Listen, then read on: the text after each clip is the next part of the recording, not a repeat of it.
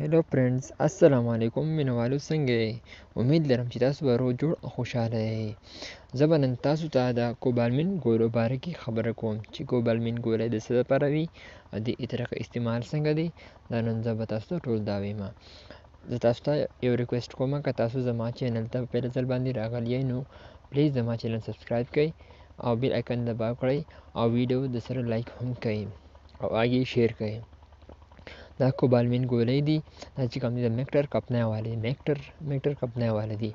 دې فارموله ده میکوبالمین او په دې کې چې کوم دی دا په دې کې چې کوم دی پانچ پلتې وي او په هر پلته کې 10 ګولۍ وي، یعنی 50 ګولۍ په دې ډبې کې او د دې قیمت چې کوم دی 480 روپۍ دی.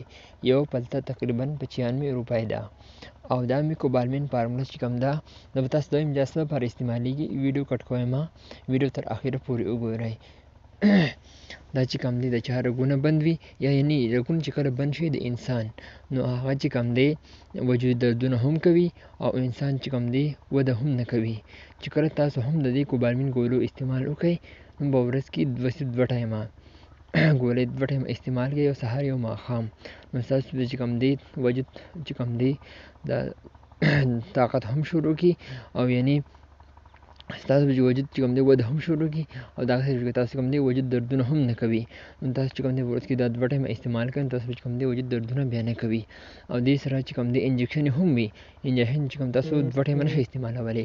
ګولۍ البته استعمالولی شئ خو انجکشن یې نشئ استعمالولی.